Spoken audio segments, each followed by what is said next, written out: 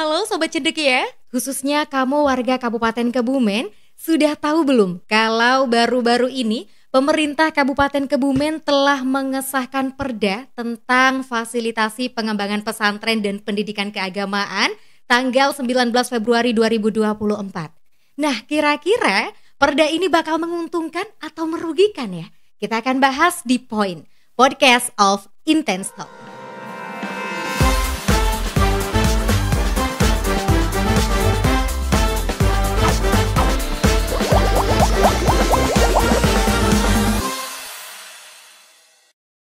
Oke, Sobat Cendeki ya, yang hari ini bakal ngobrol-ngobrol bareng kita sudah ada beliau seorang akademisi dan ternyata beliau juga sudah melakukan riset sebelum perda ini disahkan. Wah, pastinya bakalan dapet obrolan yang menarik nih. Jadi selamat datang Ibu Dr. Umi Arifah di Point. Iya, terima kasih Mbak Rina. Iya, sudah diundang ini. Senang banget ya. Iya.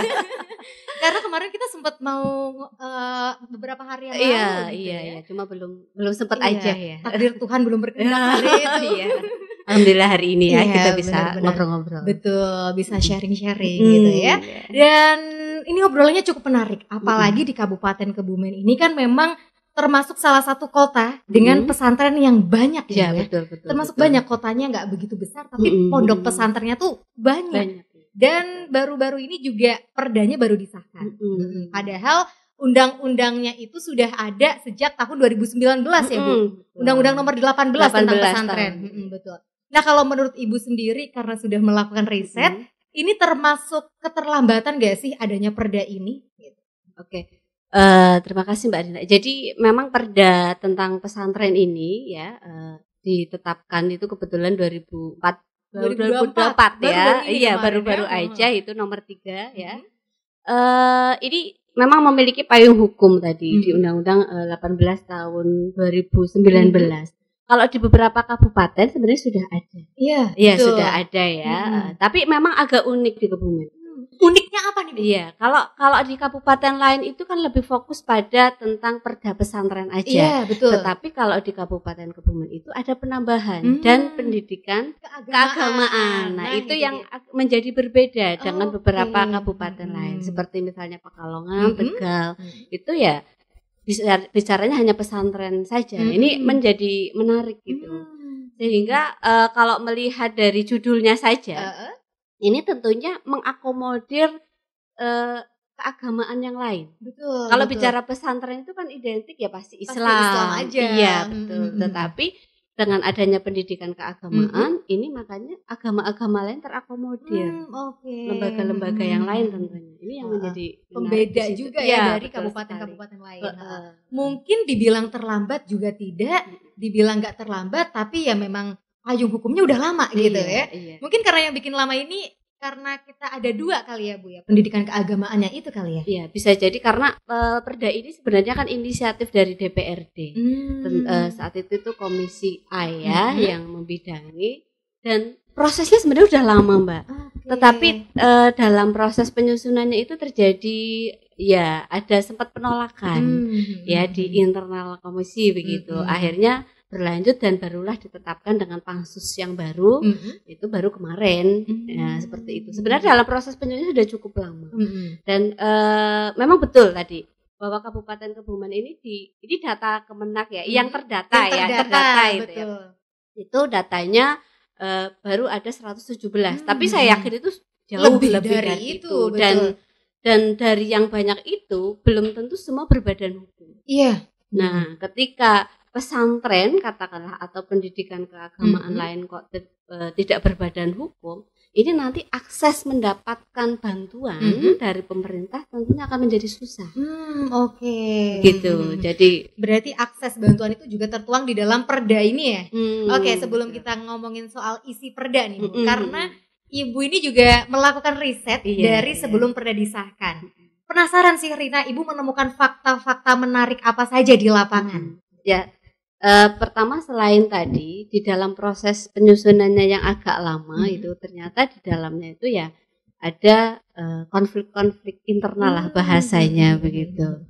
Ada kepentingan ya, ada beberapa kepentingan tentunya. Walaupun ya itu sebenarnya bisa diminimalisir. Dan ada asumsi bahwa kalau bicara pesantren itu ya kenapa kok hanya orang Islam aja yang diurusin, begitu. Nah ini makanya kemarin pansus itu mengakomodir keagamaan lain, itu yang menjadi menarik. Kemudian juga berkaitan bahwa fasilitasi ini kan juga berkaitan dengan kemampuan keuangan daerah. Betul. Jadi Kabupaten Kebumen ya nanti akan memfasilitasi. Nah, fasilitasi kalau tertuang di dalam pasal 10 kalau tidak salah itu itemnya sangat banyak.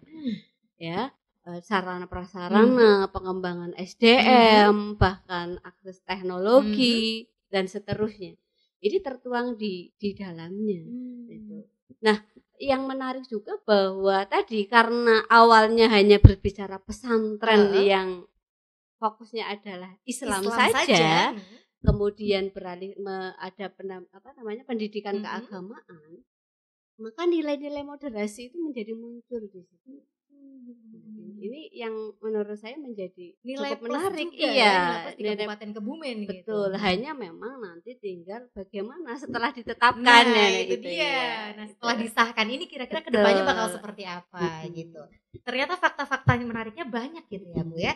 Oke, tadi udah sempat di-spill beberapa isinya kayak termasuk pengembangannya, fasilitasinya dan lain sebagainya.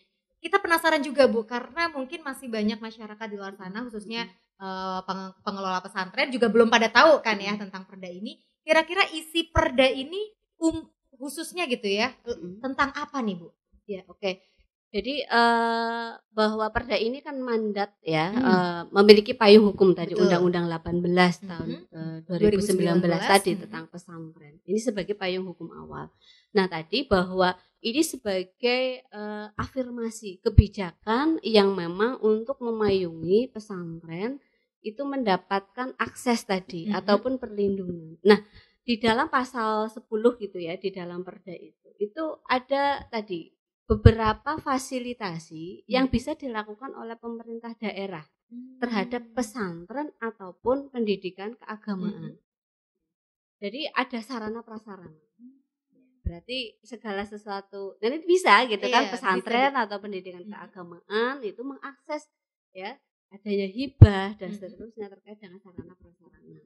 Ada tempat ibadah, kemudian ada asrama, ruang belajar santri ataupun mungkin kalau di non muslim bahasanya peserta didik. Betul. Gitu ya dan seterusnya. Lalu ada transfer teknologi. Ya kita nggak bisa terlepas ya. Betul. Di era sekarang perkembangan teknologi gitu ya.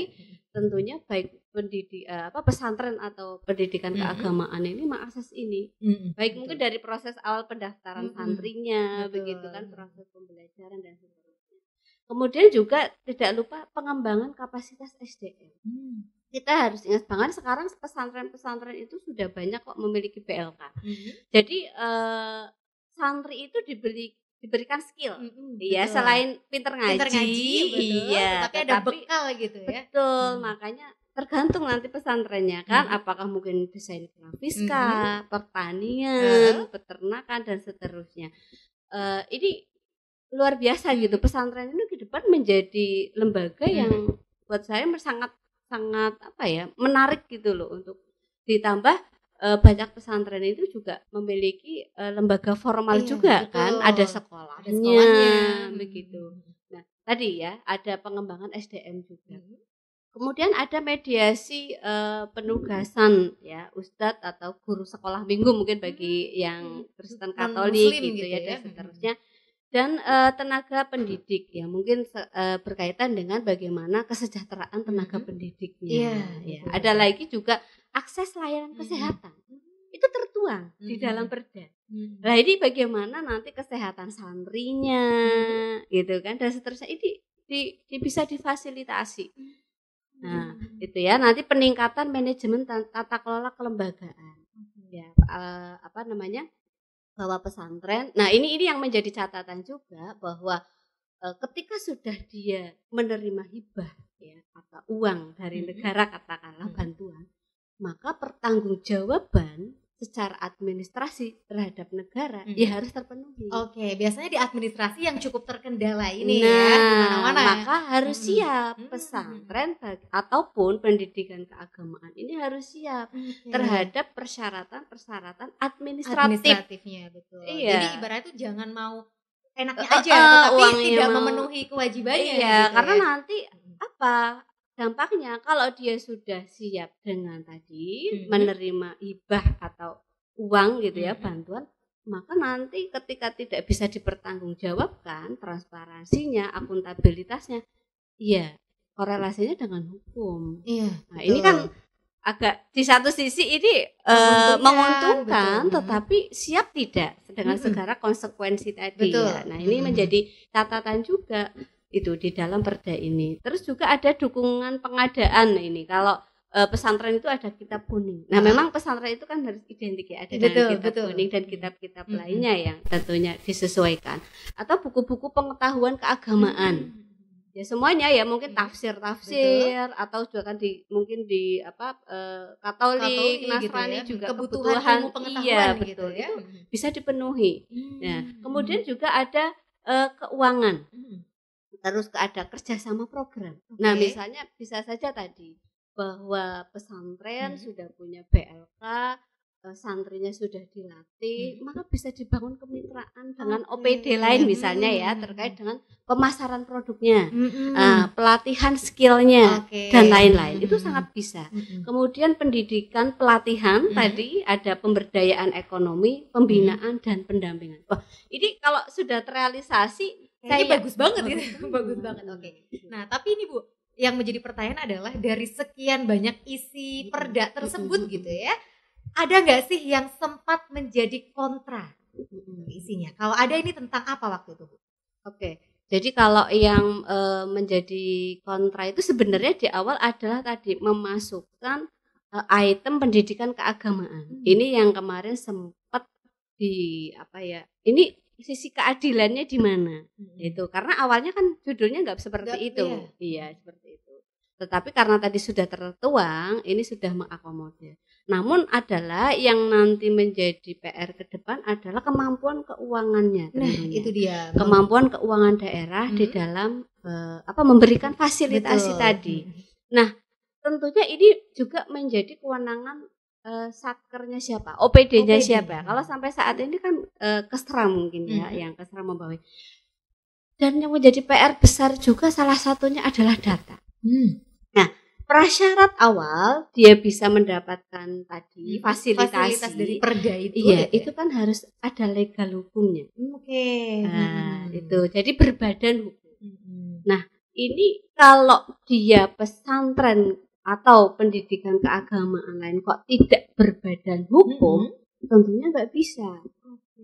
Berarti syarat mutlaknya itu harus berbadan hukum dulu. Gitu ya. Makanya di awal ini bagaimana pemerintah daerah ya mengupayakan lembaga-lembaga ini itu harus berbadan hukum. Siapa yang mau fasilitasi? Itu dulu. Gimana mereka mau bisa mengakses kalau belum berbadan hukum kan?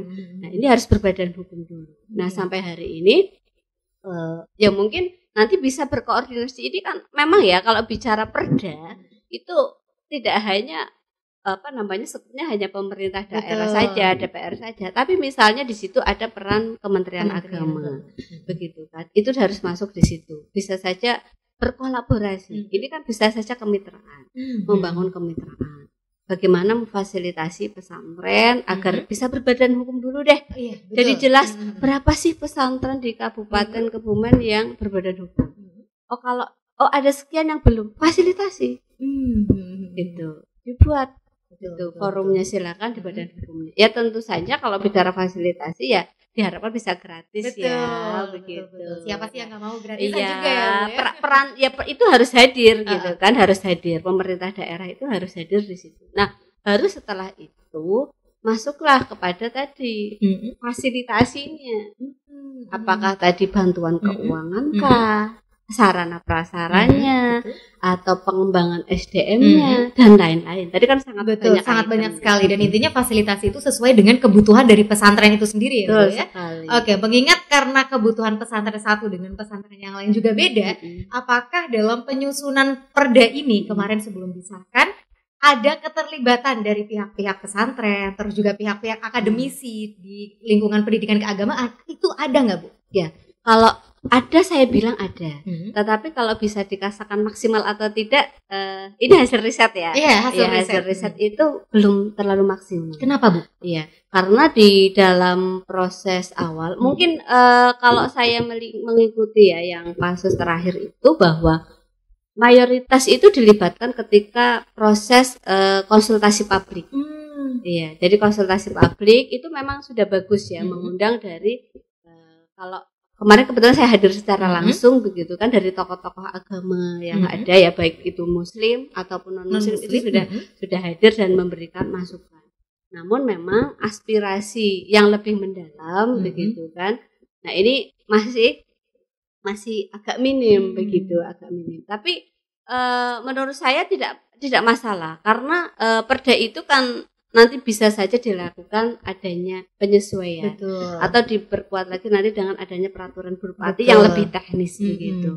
Tapi minimal ada payung hukum bahwa ada iktikat baik dari pemerintah daerah ya, baik itu terutama ini legislatif ya, karena inisiatif legislatif itu sudah memberikan payung hukum kepada pesantren yang tadi Kabupaten Kebumen itu dengan jumlah yang sangat banyak yang terdata, yang enggak gitu ya. Jadi sudah melibatkan lah cukup bagus begitu. Oke, berarti memang sudah ada keterlibatan gitu ya. Walaupun memang ya nanti harus dimaksimalkan kembali. Betul. Gitu.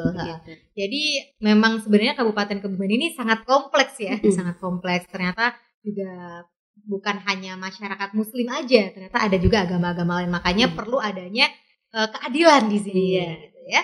Oke, tapi mengingat tentang isi perda yang cukup kompleks juga, banyak tadi, dan persyaratannya yang cukup banyak juga.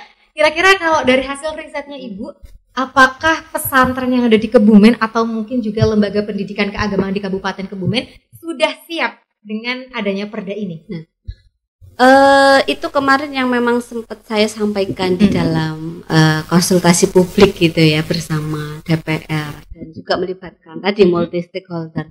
Jadi tadi konsekuensi lembaga ketika dia menerima hibah begitu kan, bantuan keuangan dan lain-lain, maka tadi secara administrasi, secara manajemen dia harus siap.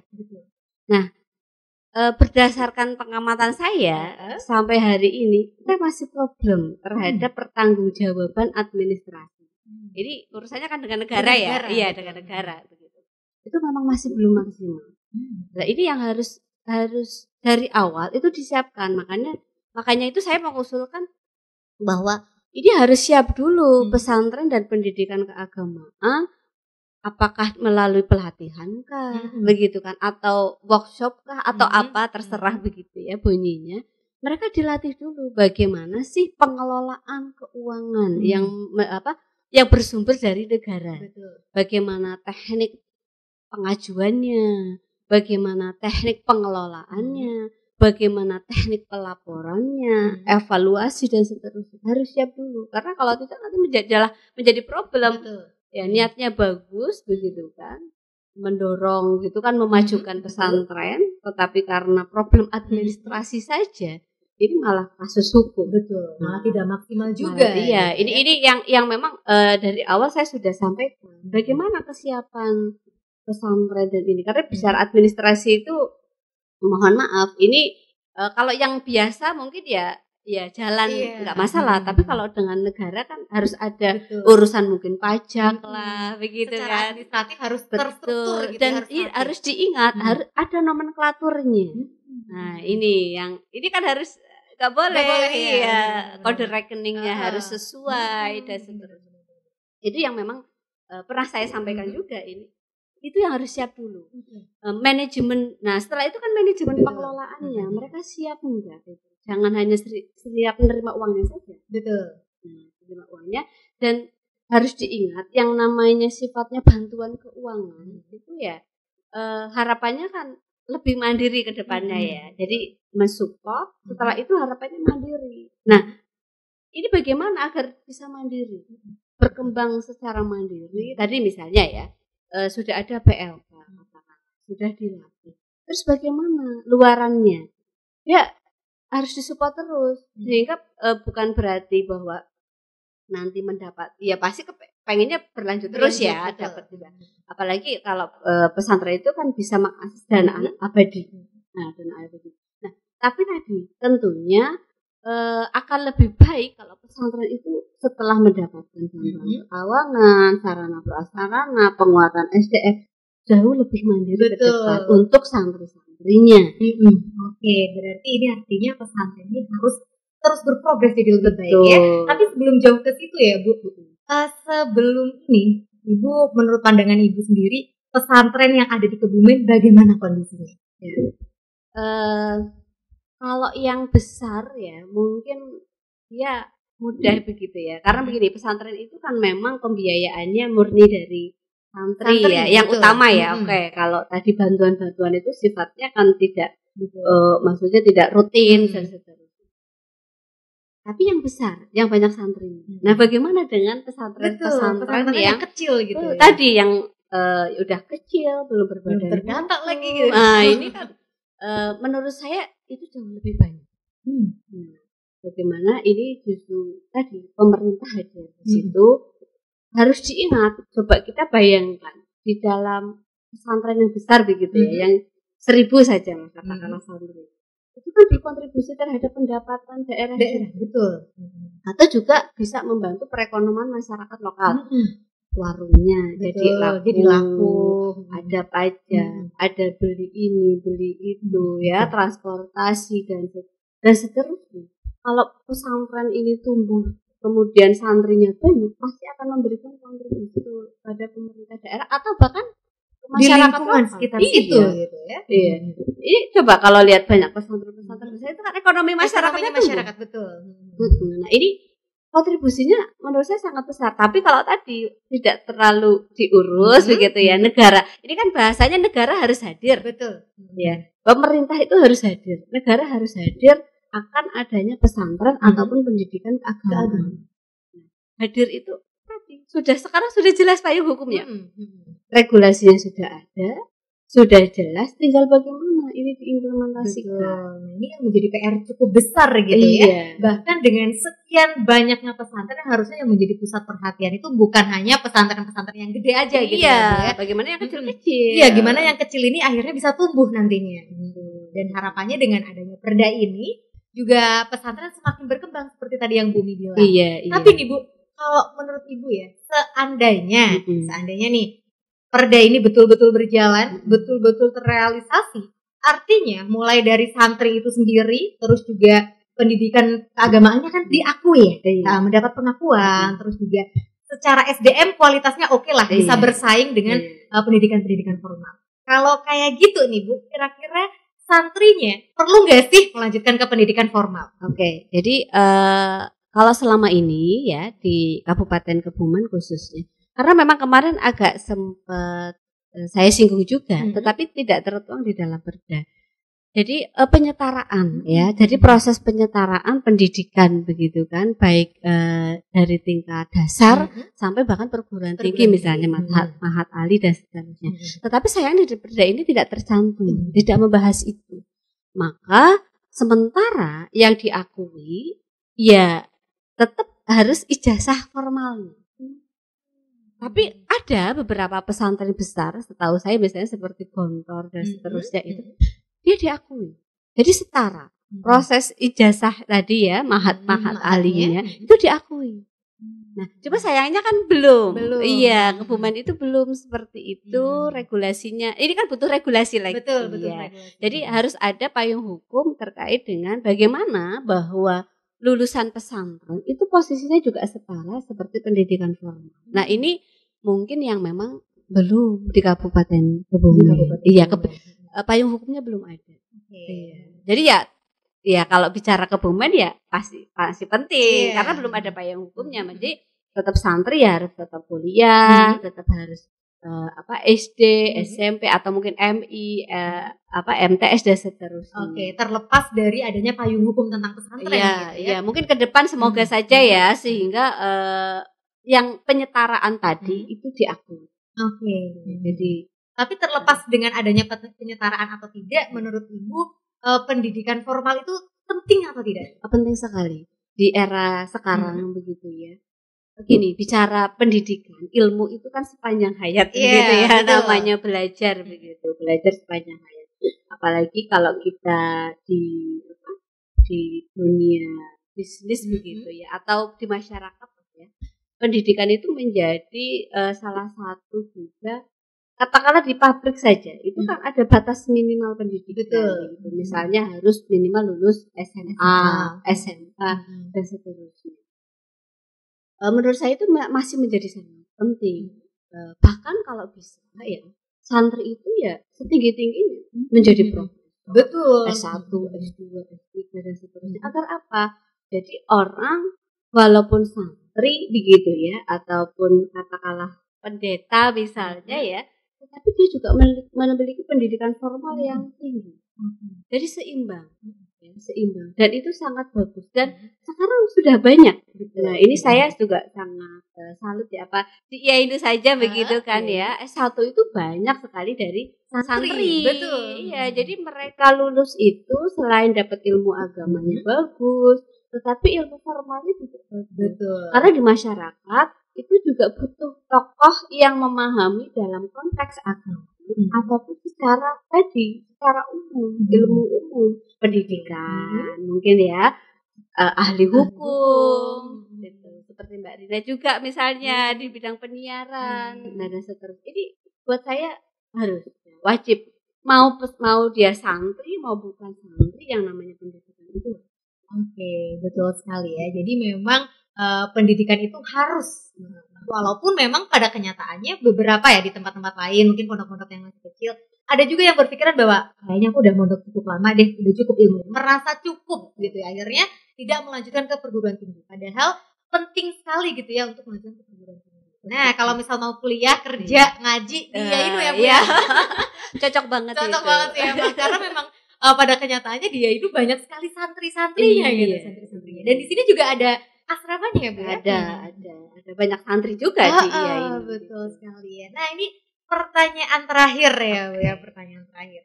Apa nih pesan yang ingin Ibu sampaikan kepada para santri atau mungkin pemilik pesantren gitu ya, atau mungkin akademisi, bahkan pemerintah terkait dengan perda ini? Silakan. Oke, jadi perda pesantren ini ya, perda pesantren dan pendidikan keagamaan ini hajat bersama ya. Jadi tidak bisa yang namanya keberhasilan atau suksesnya implementasi dari sebuah perda itu hanya pesantren saja atau pemerintah saja itu. Jadi silakan bersama-sama kita tadi misalnya dari pesantren, pendidikan keagamaan, tingkatkan kualitas ya di dalam manajerialnya, manajemennya, administrasi dan seterusnya. Dari pemerintahnya tadi hadir di dalam memfasilitasi baik itu sarprasnya, keuangannya, terus juga akses teknologinya dan lain-lain itu harus terlibat begitu. Kemudian jangan lupa juga organisasi kemasyarakatannya. Ada NU, ada Muhammadiyah, terus juga mungkin dari agama-agama lain. Itu juga hadir memberikan masukan. Apa sih yang dibutuhkan masyarakat hari ini? Begitu. Kemudian dari santrinya, ayolah ketika sudah difasilitasi, manfaatkan sebaik mungkin dan juga tingkatkan kualitasnya. Ya. Kan keren sekali gitu ya kalau SDM-nya bagus, unggul, begitu kan bisa berdaya saing. Lulus dari pesantren, punya ilmu agama bagus, punya soft skill bagus, begitu Anda lulus menjadi generasi yang bagus. Nah itu ya. Kemudian juga dari akademisi ya, memang ini fungsinya juga mengontrol tadi di dalam implementasi, memberikan masukan begitu. Tadi misalnya melalui riset juga, atau bahkan di dalam pengabdian. Ya, jadi misalnya kami itu melakukan pengabdian di masyarakat, bagaimana tadi implementasi dari perda itu mengawal di pesantrenkah begitu kan, atau di pendidikan keagamaan. Ya, ini nanti muara akhirnya adalah bagaimana perda ini bisa terimplementasi secara baik begitu ya. Kemudian juga bisa dirasakan manfaatnya oleh seluruh masyarakat, tidak hanya santri atau penerima hibah saja, tetapi tadi karena ini ada hubungan secara ekonomi dan seterusnya, seluruh masyarakat bisa merasakan. Atau bahkan orang mau belajar perda pesantren begitu ya, atau orang mau belajar bagaimana kemandirian pesantren itu ke Kebumen. Nah, ini luar biasa. Betul, bisa menjadi sentranya. Nah, gitu bisa ya. menjadi percontohan, apalagi di sini ada pesantren tertua. Nah, itu dia. Ada pesantren tua ya, usianya sudah berabad-abad. Ini menurut saya luar biasa. Kabupaten Kebumen ketika secara bersama-sama. Oke, thank you banget ya Bumi sudah sharing hari ini. Sebenarnya kalau membahas tentang perda masih cukup banyak yang perlu kita kuliti gitu ya. Mungkin nanti kita akan lanjut lagi di part 2. Tapi pada intinya Sobat Cendekia, bahwa hadirnya perda pesantren dan pendidikan keagamaan ini memang menjadi sebuah cahaya baru, masa depan baru. Tapi itu tidak bisa diwujudkan sendiri, entah dari pemerintahnya ataupun dari pesantren itu sendiri. Tapi harus saling kolaborasi. Keduanya harus sama-sama siap. Nah, pertanyaannya adalah, sudahkah Anda menyiapkan itu gitu ya untuk pendidikan keagamaan ataupun pengelola pesantrennya? Ya. Oke, sampai di sini dulu perjumpaan kita. Bumi, thank you banget ya, masih muda, tapi udah jadi dokter. Insya Allah Rina OTW lah ya. Amin, segera ya. Amin. Oke, sampai ketemu lagi ya Bumi. Mudah-mudahan ini bisa menjadi media pembelajaran buat mahasiswa-mahasiswa Bumi, buat masyarakat luas di sana. Dan kita akan bahas lagi, kita akan ketemu lagi dengan topik-topik lainnya tentunya yang akan kita bahas berdasarkan dengan keilmuan dan juga nilai-nilai keagamaan. Sampai ketemu lagi di episode poin berikutnya. Bye-bye. Thank you Bumi. Ya, sama-sama.